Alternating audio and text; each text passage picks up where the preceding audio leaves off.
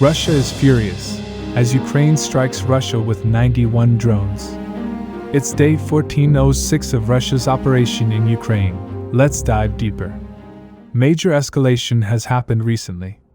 This has the potential of derailing the entire peace negotiation, or even worse. We will talk about it after we take a look at the front line. We will start from the Mariupol front.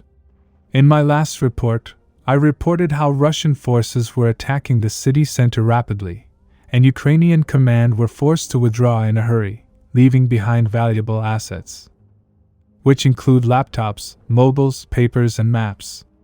This could contain valuable tactical information of defenses and future plans of Ukrainian armed forces.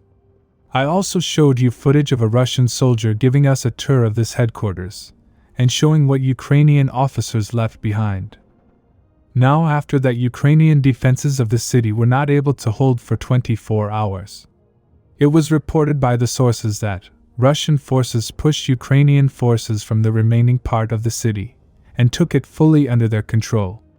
With this, Ukraine lost its second largest defense on this front. Sources suggest the pace of Russian advance might increase after this. However, it seems like Ukrainian forces are trying to slow the Russian offensive. They have started counterattacking south of the city.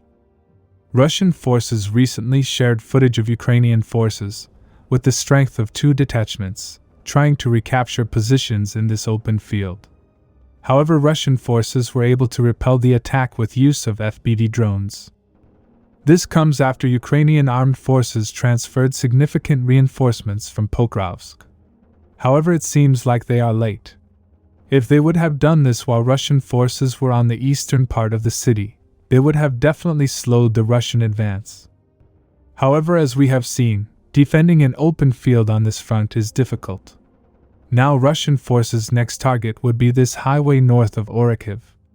Furthermore, we are receiving reports about change in dynamics on the Kupiansk front. As you know, Ukrainian forces launched a counterattack and were able to push Russian forces from most of the city. At the moment, Russian forces only hold the northeastern part of the city and few small areas in western Kupiansk. Now, according to the sources, Russian armed forces have sent reinforcements to this front, and they have started shelling Ukrainian forces in the city. This has prevented Ukrainian forces from consolidating a few positions. And since then, we have not received any new confirmed Ukrainian advance. However, fighting is only beginning, as Ukrainian forces have significant manpower.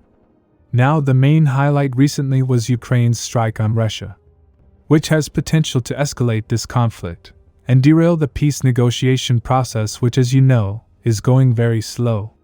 According to the Russian officials, Ukraine attacked President Putin's residence with around 91 drones. However, Russian air defense managed to shoot all of them down.